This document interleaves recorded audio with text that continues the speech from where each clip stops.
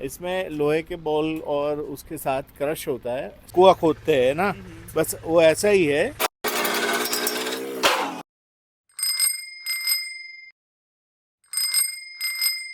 Good morning. Good morning अजू भाई, कैसे हो मेरे भाई? एकदम बढ़िया। कैसे हो आप? बिल्कुल। बहुत का आनंद हुई, खुशी हुई आप हमको देखने के लिए यहाँ तक पहुँच गए हो। Very good, thank you. भाई के लिए पहले एक बात बता दूं, भाई एक वीडियो में पहले भी थे हम साथ में, और वो थी दार सलाम किशोर मार्केट। आज है चूनिया। आज है चूनिया। हम पहुंच चुके हैं भाई के पास चूनिया में, और अभी हम जाएंगे, कहाँ पे जाएंगे भैया? इटुम्बी, जहाँ पे अपना काम चालू है। Gold mine. Gold mining, yes. काम चालू किस चीज का, वो तो सुनना था। तो ऐसे हंसते मुस्कुराते हुए आपको दिखाएंगे हम गोल्ड माइन। पक्का? पक्का श्योर। उसके अलावा पूरा प्रोसेस देख पाएंगे आप, कैसे गोल्ड निकलता है वो भी देख पाएंगे। ठीक है, 1-2 किलो हम भी रख लें साथ में। अरे ले जाओ भाई। है ना भाई, अगर रखे तो 1-2 किलो, है ना? Sure sure. 100-200 ग्राम तो हम क्या फिर, जी जी, है ना? 1-2 तोला 10-20 ग्राम तो क्या करें हम फिर। ठीक है, 1-8 किलो ही ले जाना। तो दोस्तों आपको दिखाते हैं अब गोल्ड माइन। वीडियो में बने रहना और देखना कि चेतस भाई हमें क्या क्या इन्फॉर्मेशन देते हैं और क्या क्या हम आपको बता पाते हैं। जी जी जी, है ना? पक्का। चलो चलते हैं भैया। भाई की ये गाड़ी है भाई प्राडो, और भाई यहाँ पे रखनी पड़ती है गाड़ी 4x4। अभी दिखाते हैं आपको 4x4 के जो गियर होते हैं ना। भाई हमारे अंदर बैठ गए हैं। कैसे हो भाई? बस बढ़िया भाई साहब, आ जाओ आ जाओ, मोस्ट वेलकम। देखो यार, 4x4 का ये मजा है, क्योंकि यहाँ पे सिंपल नहीं चल पाएगी गाड़ी, क्योंकि रोड ऐसे हैं। भाई ने अभी खरीदी है भाई ये पाइप, और यहाँ पे ये चीज़ बहुत है। और गाड़ी देख लो भाई की।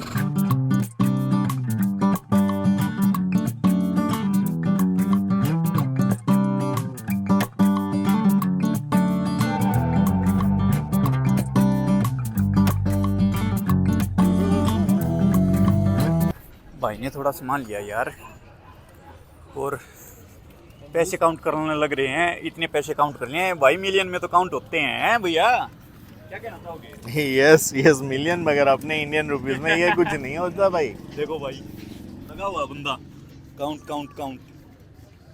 और भाई ने लिए हैं ये कुछ सामान, जो ये बोल देख रहे हो ना दोस्तों आप, ये आती है माइनिंग में काम। कि माइन में जब पत्थर को तोड़ते हैं तो इनके साथ तोड़ते हैं भाई।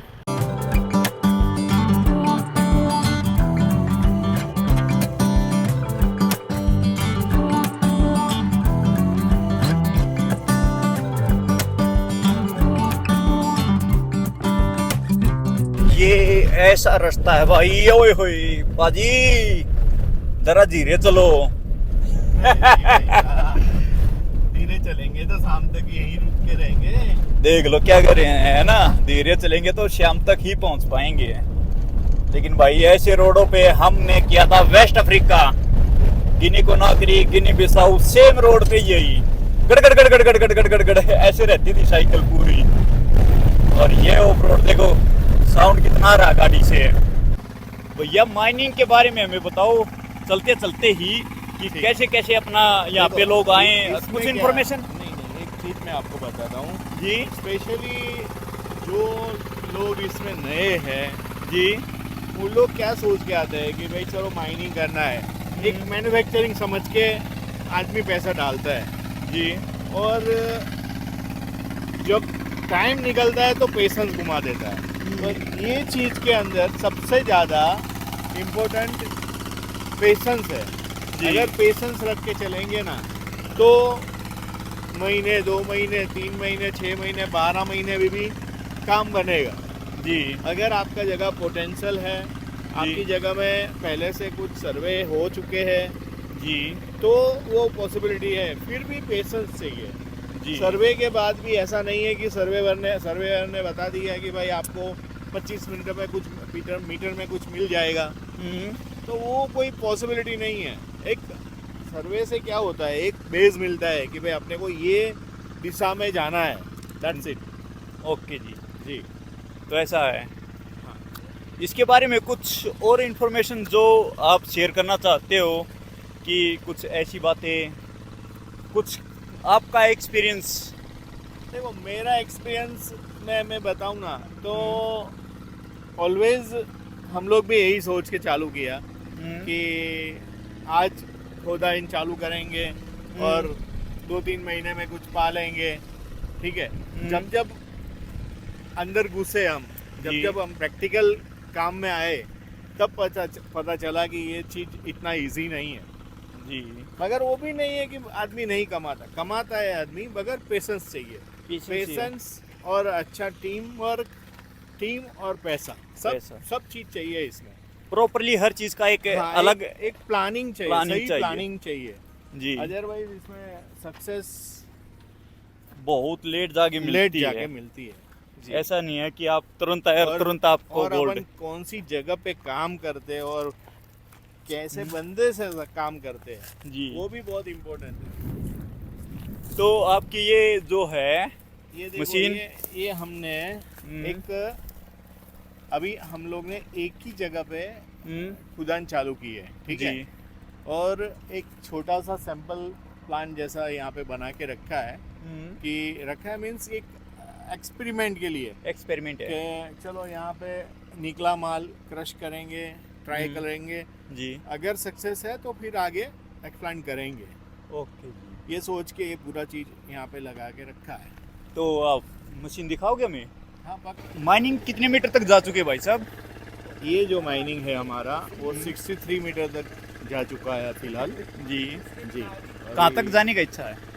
इसका कोई अंदाज नहीं होता है, ये तो सर्वे के अकॉर्डिंग भी होता है ना कुछ। सर्वे के अकॉर्डिंग होता है। हमारा जो सर्वे है उसमें अप्रोक्सीमेट 70 मीटर जाके हमको और 30-40 मीटर लेफ्ट हैंड साइड में जाना है, मीन्स मेरे अदर्स वे में।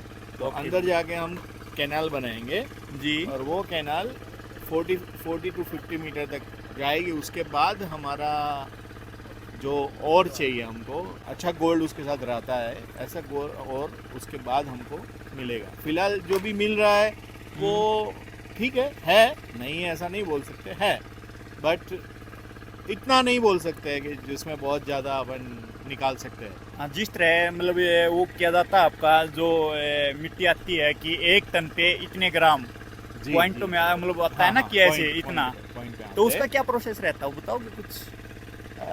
ये जो माइनिंग हो जाता है, माइनिंग के बाद का जो प्रोसेस है उसमें ये फार्मूला लागू होता है। मतलब कि समझो कि यहाँ पे जो सारे स्टोन आप दिख रहे हो, उसमें एक टन स्टोन जी जब प्रोसेस में जाएगा उसके इक्विजन में जो मेजरमेंट है कि भाई समझो इसमें 5 ppm है, तो वो 1 टन में 5 ग्राम सोना मिलता है।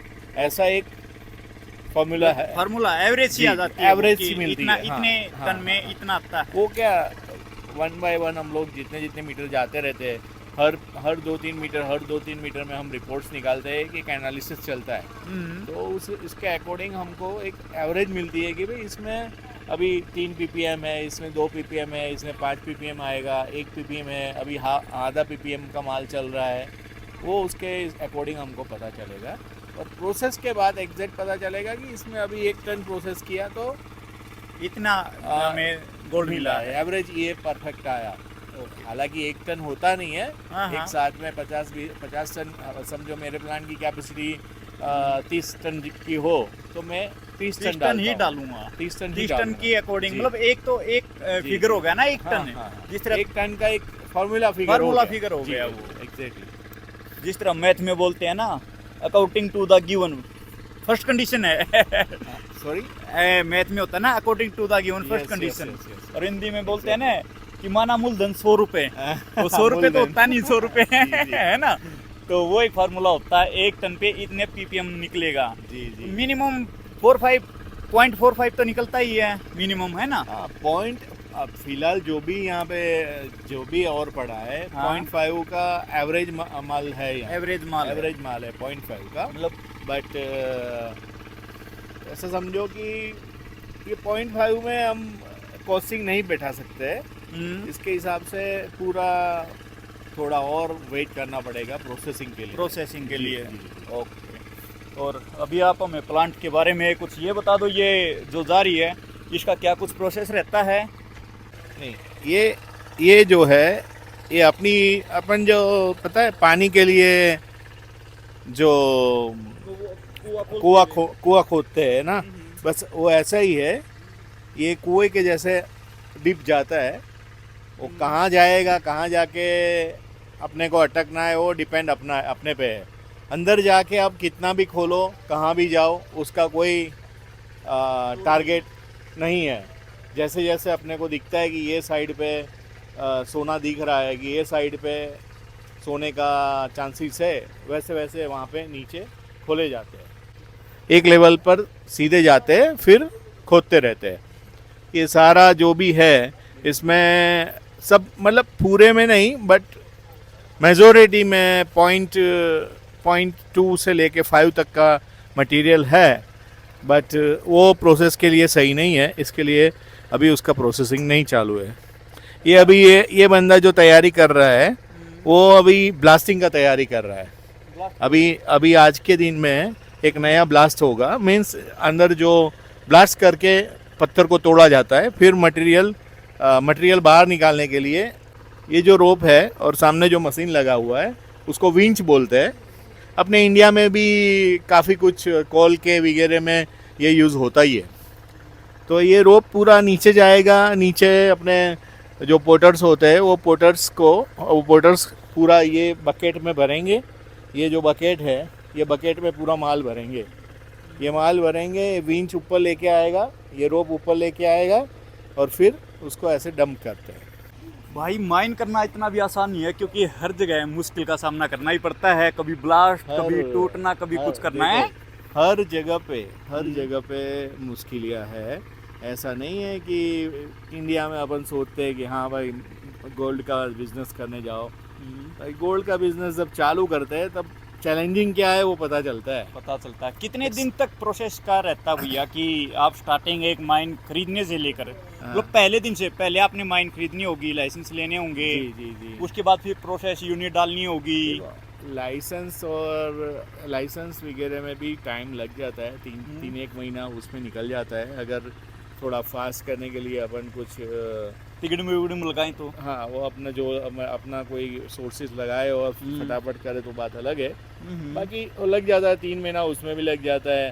फिर डिगिंग चालू करो। डिगिंग मतलब समझो नीचे तक जाने के लिए डेली एक ब्लास्ट से ज़्यादा कर नहीं सकते। अच्छा, मतलब ये कंडीशन होती है कि आप एक दिन में एक ब्लास्ट कर सकते हो? नहीं, ऐसा नहीं है। ऐसे 2 शिफ्ट लगा रखो तो दो ब्लास्ट हो सकते हैं। डिपेंड आप एक ब्लास्ट के अंदर कितना अंदर आप जा सकते हो। अगर समझो कि ज़्यादा अंदर गए हो, इस बार एक ब्लास्ट कभी कम होता है, कभी ज़्यादा होता है, कभी ज़्यादा गया समझो, तो उसको बाहर निकालने में भी ज़्यादा टाइम लगेगा। मटेरियल कितना निकला वो है ना, मटेरियल कितना निकल रहा है वो उसके अकॉर्डिंग ब्लास्टिंग का टाइमिंग शेड्यूल होता है। ओके जी। बट एवरेज नॉर्मली करने में एक होता रहता है। तो ऑपरेटर ये भाई मिस्टर ऑपरेटर हैं टोपे वाला। अरे ये ऑपरेटर जी ना। और ये भाई बैठे हुए हैं मशीन के पास हैं मसाई। यस, और ये देखो कितने सीरियस हैं मिस्टर डोगो। ये सीरियस मैन है। एंड दिस वाइट मसेरे। ये देखो अभी ये चीज़ हमने हमारा मतलब जो और मिलना चाहिए सफिशिएंट और नहीं है।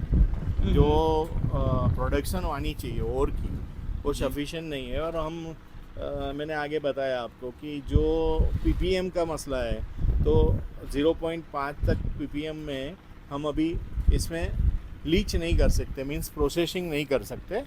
वो उसके लिए कॉस्ट मैच नहीं होता है। तो हम लोग वेट कर रहे हैं कि अच्छा पीपीएम के बाद प्रोसेसिंग चालू करें। तो फिलहाल तो सॉरी ये अभी प्रोसेसिंग में नहीं है। बट ये आपका प्लान तो है ना कि ये मशीन है जिस तरह यहाँ पे आपका पत्थर डलेगा। हाँ, ये एकदम कंप्लीट है। मतलब कल पत्थर से हुआ तो मैं देखो ये जो नीचे मशीन छोटा वाला दिखता है जी, वो मशीन में सबसे पहले हम पत्थर डालते हैं जी। इसको बोलते हैं हैमर मशीन। ठीक है। वो हैमरिंग होके पत्थर छोटा छोटा करते हैं, जी बड़े पत्थर में से छोटा पत्थर होता है वो। उसके बाद यहाँ पे एक बेल्ट लगेगा। अभी फ़िलहाल बेल्ट क्या है, मौसम के हिसाब से बेल्ट ख़राब होने का चांसेस है, तो बेल्ट को निकाल के हमने रख दिया है। बट वो वहाँ से यहाँ तक का एक कन्वेयर बेल्ट बोलते हैं। ओके वो कन्वेयर बेल्ट लगता है। वो कन्वेयर बेल्ट से मटेरियल इधर आएगा, यहाँ पे मटेरियल डंप होता रहेगा कंटिन्यूट, जैसे जैसे जैसे ज़रूरत रहती है ऐसे ऐसे डंप करेगा। वहाँ से लेके ये बोलते हैं बॉल मीन, हाँ बॉल मीन।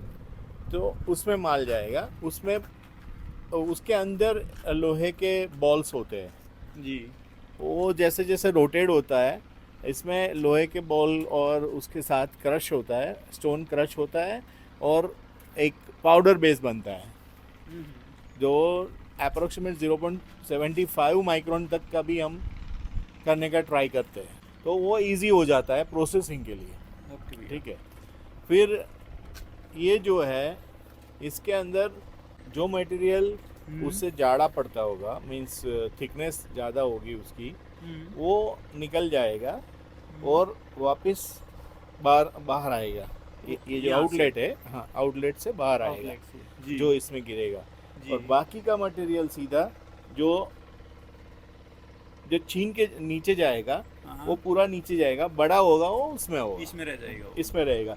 बड़ा वाला इससे इधर आ जाएगा और जो छोटे हाँ, वाला है, छोटे वाला है वो सीधा टैंक में जाएगा। टैंक में जो हाँ। वो होता है सोना मिलता है, बड़े में मिलेगा छोटे में मिलेगा, मींस मटेरियल में नहीं, इसमें क्या होता है देखो, मटेरियल बड़ा हो छोटा हो किसी में भी सोना हो सकता है, ठीक है, स्टोन में भी हो सकता है और धूल में भी हो सकता है, मगर इसके कोई भी एंगल से उसे पतला का तो करना ही है, मतलब हाँ 0.75 माइक्रोन तक लेके जाना वो ज़रूरी है, तो इजी लीचिंग के लिए इजी हो जाएगा। उससे बड़े में भी आदमी लोग कई लोग करते हैं जिसके पास फैसिलिटी नहीं है, वो लोग बड़े और में भी कर लेते हैं। बड़े में करते हैं तो उसमें कुछ नहीं बड़े में तो होता ही नहीं है, मतलब स्टोन ले लो तो स्टोन में नहीं होता, उसको पाउडर बेस पे जाना ही है। पाउडर बेस के टेलिंग बनाना ही पड़ेगा, टेलिंग होगा तो ही लीच होगा, नहीं तो नहीं होगा। मतलब एक अपने जो क्या बोलते हैं कादो, हम गुजराती में तो उसको बिल्कुल मिट्टी होती है ना, बिल्कुल रेत होता है, बिल्कुल नहीं ये बारिश के अंदर जो हो जाता है ना, बिल्कुल हम तो गार बोल देते हैं, गार हाँ गार है ना, ये जो गार बोलते हैं ना, ये गार ही हो जाता है, पानी के साथ मिक्स करके गार कर देते हैं इसको। हम पानी से घोल बना देते हैं ना, बस वही एग्जैक्टली वही है। हम अपने मकान को मिट्टी की उससे करते हैं ना, वो बस वो जो मिट्टी का हाँ वही है, वही पाउडर बन के उसके अंदर जाता है। और आपको वहाँ ये जो टैंक दिख रहा है ना, हाँ जी, वो टैंक के अंदर बड़े एक फैन लगे हुए हैं, इसको बोलते हैं हेजिटेट। ओके, जो हेजिटेट लगे हुए हैं वो हेजिटेट उसको मट्टी को कंटिन्यूस 24 आवर्स घुमाता रहेगा। ओके। और लैब टेक्नीशियन उसको लैब करता रहता है हर 2 घंटे में, 3 घंटे में, 6 घंटे में, मतलब एक स्लैब होता है, वो स्लैब के हिसाब से वो एनालिसिस करता रहता है जी। समझो कि हम लोग का रिपोर्ट स्टार्टिंग रिपोर्ट टेलिंग का आया हुआ है कि भाई 3 ppm, ठीक है, पर आवर पर टन 3 ppm, ठीक है। तो 3 ppm के अकॉर्डिंग वहाँ पे कैसे जमा हो रहा है वो लोग कंटिन्यूस देखते रहेंगे। ओके, और इसमें भी आप साइंस पूरी लगाते हो? ये सब साइंस 100% साइंटिफिक है। अगर आप उसके लेवल से और मटेरियल के हिसाब से, नेचर के मटेरियल के हिसाब से, समझो हर एक जगह का नेचर भी अलग अलग होता है, बिल्कुल, कि ये जो रीज़न है इसका अलग नेचर है, फिर अगर गेटा रीज़न है उसका अलग नेचर, काम है तो उसका अलग है, सारी जगह का अलग अलग नेचर है, अलग अलग उसमें मिनरल्स भी है, अलग अलग है, हाँ एलिमेंट्स भी अलग अलग अंदर है, ठीक है। उसके अकॉर्डिंग कौन सा केमिकल जाता है, बेसिकली केमिकल एक ही है सब सारी जगह पे, बट कौन सी मात्रा में डालना है वो इम्पोर्टेंट है, कितने क्वांटिटी पे कितना क्या डालना होता है। समझो कि कहीं पे सल्फर ज़्यादा है तो क्या चीज़ डालनी चाहिए, तो उसके साथ अकॉर्डिंग में अच्छे से लीच कर सकते हैं, वो भी एक साइंटिफिक सब है ही है, इसमें कोई डाउट नहीं है। इसको भी ऑक्सीजन चाहिए।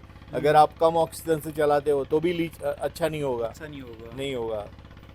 बिल्कुल। और इसमें बेसिकली जो गोल्ड है, गोल्ड ऐसे ही नहीं निकलता है, हम्म, वो कार्बन में जाता है पहले कार्बन में। पहले कार्बन डाला जाता है। इसके अंदर भी ये टैंक के अंदर कार्बन डालते हैं, साइनाइड डालते हैं, सब कॉस्टिक सोडा वगैरह 2-3 और केमिकल्स आते हैं, उसके साथ में लीच होता रहता है। ये केमिकल क्या करता है, धूल में से गोल्ड को अलग करता है। ओके, उससे मतलब जो फैन चल रहे हैं रोटेट हो रहा है, रोटेट होता है और हाँ, केमिकल के सपोर्ट से वो धूल में से गोल्ड को अलग गोल्ड को अलग करेगा। कर देता है। हाँ, और जो गोल्ड है वो हम्म। कार्बन इसमें डाला जाता है। जो कार्बन है, गोल्ड कार्बन के साथ चला जाएगा।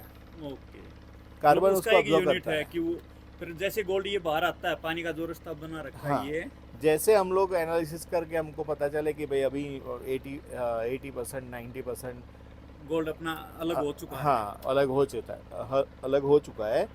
तो उसको फिर ये जो आउटलुक नीचे आउटलुक दिखता है आपको, हाँ, आउटलेट है ना, ये जो आउटलेट है उसके थ्रू पूरा मटेरियल बाहर निकलता है, ठीक है। और जो कार्बन है, कार्बन अंदर की तरफ रहता है। फिर ये जो सामने ये जो ब्लैक आपको दिख रहा है, खड्डे जैसे, खड्डे में ब्लैक लगा हुआ है रबर, वो TSF है। तो एनवायरनमेंट के हिसाब से हमको एनवायरनमेंट का बहुत अच्छे से ध्यान रखना पड़ता है। ऐसा नहीं है कि पूरा केमिकल थिंग्स साइनाइड के साथ वाला केमिकल पानी के साथ होता है, तो उसको भी एक लेवल से साइंटिफिकली प्योरिटी करके फिर उसको डिस्ट्रॉय करना है। तो वो TSF के अंदर, वो रबर के अंदर पूरा स्लरी जाएगा। मतलब उसमें भी 3 टैंक है। तो पहले टैंक में जाएगा, पहले टैंक में से दूसरे टैंक में जाएगा, फिर तीसरे में जाएगा, फिर वो थ्रो हो जाएगा। हाँ, ऐसे होता है।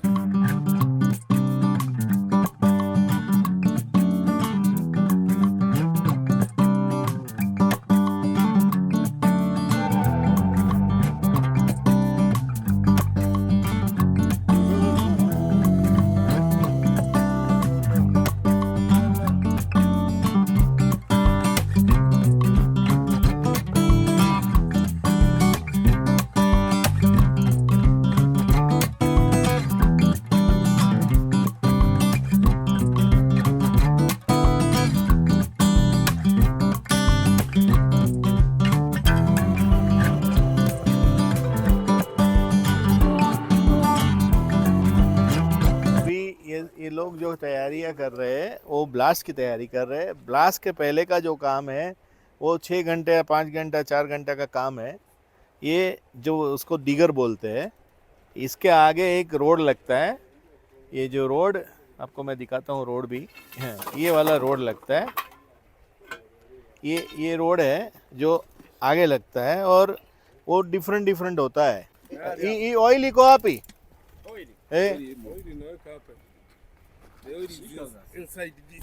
ये इतना बड़ा, आ जाओ जो काका जो ये 2 बंदे हैं हमारे, ब्लास्टर है, ये ब्लास्टर और मास्टर, ठीक है। ये चीज़ जाती है अंदर, ऐसा पूरा हॉल होता है। हॉल के बाद ये जो है ना फिट होता है एक हॉल। ये आपको दिखाता हूँ, इधर देखो, ये जो है ऐसा एक हॉल होता है। हॉल के बाद ये इसमें फिट होता है ऐसे। फिर ये जो चीज़ है, ये एक वायर है, ये जो वायर है इसमें जॉइंट होती है और पूरे वायर का एक कनेक्शन लगता है। वो कनेक्शन ऊपर तक, यहाँ ऐसे देखो, आप देख रहे हैं, ये वायर से बैटरी लेके जा रहा है बंदा। अभी आप देखना, ये पूरा सेटल नीचे जाने में कम से कम 3 घंटा 4 घंटा लगता है पूरा सेटल करने में। अभी ब्लास्ट चलेगा भाई। अभी ये बंदा नीचे जाएगा, ब्लास्ट कर रहे थे, ये नहीं बताता।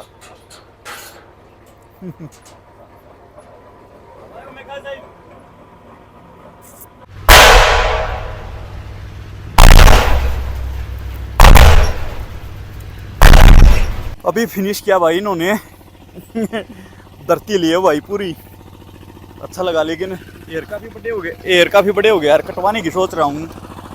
अरे कुछ कर देना यार, कटवा मत, अच्छे लगते हैं ऐसे। अपना मसाई भाई गुड्डी दोस्तों ये देख रहे हो आप एक इंजन चला हुआ है और इंजन की उससे घूम रहा है। इसके अंदर बॉल और पत्थर डाले हुए हैं दोस्तों, जो कि बॉल है ना पत्थर को बिल्कुल चूरा कर देगी और बिल्कुल रेत की तरह करने के बाद फिर अगला प्रोसेस होता है कि इससे रेत निकालते हैं। आगे जाके जो ये लेडीज़ देख रहे हैं ये पानी डाल रही है ना, ये रेत के ऊपर डाल रही है, रेत निकल जाता है केमिकल में इसमें। और दोस्तों ऐसे फिर ये निकालने की कोशिश करते हैं। और मैंने भी आज भाई गोल्ड निकाला है, तो एक अचीवमेंट तो ये भी होती है दोस्तों कि गोल्ड निकाला। और ये बता रही है कि ऐसे करके इसको पानी पानी आराम आराम से डालो, आराम आराम से। और ये कह रही है देखो ये गोल्ड आ गया है। थोड़ा जूम करता हूँ, एकदम से पानी छोड़ दिया भाई मैंने, सभी हंसने लगे तो सभी हंसी कर रहे हैं। और मैं वॉइस ओवर कर रहा हूँ दोस्तों क्योंकि बहुत ज़्यादा साउंड आ रहा था इंजनों का, इसकी वजह से अच्छी वॉइस क्लियर नहीं थी। तो फिर चेतस भैया ने बोला कि दादा अगेन किडोगो मतलब थोड़ा और दोबारा करो। फिर इसने दोबारा दिखा कि ऐसे हम ऐसे निकालते हैं। ये बिल्कुल देखो बोल रहे थे कुछ देर पहले हम कि गार कर लेते हैं, बिल्कुल मिट्टी को पानी में भिगो लेते हैं। तो ऐसे पानी में भिगोने के बाद फिर ऐसे भी निकालते हैं। ये एक छोटा प्रोसेस होता है दोस्तों, जो कि क्वांटिटी कम रहती है और बड़े भी प्लांट होते हैं। बड़े प्लांट में जाने की हम कोशिश करेंगे आपको दिखाने की नेक्स्ट वीडियो में। और चेतस भैया भी हमारे पास आ गए हैं, वो भी और मैं भी दोनों मिलके गोल्ड निकालते हैं भाई। देखते हैं कितना गोल्ड निकलेगा आज। और कह रहे हैं कि देखो ये गोल्ड है, बिल्कुल रेड आ जाता भाई, अलग से दिखता है कि ये गोल्ड है मिट्टी में, बिल्कुल अलग से। अब देखो ये जितनी मिट्टी बच गई ना, इसमें 50% गोल्ड है दोस्तों, बिल्कुल अलग से दिख रहा है रेड। और सभी हंस रहे हैं मेरी बातों पे कि आराम से करना आपकी बार तो अच्छा लगा दोस्तों। देखो ये जो दिख रहे हैं ना, हम दिखा रहे हैं हाथों से, ये गोल्ड है दोस्तों, बिल्कुल अलग से दिख रहा है गोल्ड। और ये सब मज़ा आ गया। और भाई अब चल पड़े वापस घर की तरफ। ये यहाँ पे इन्होंने भट्ठा लगाया हुआ है। आज की वीडियो करते हैं यहीं पे ख़त्म। जय हिंद जय भारत।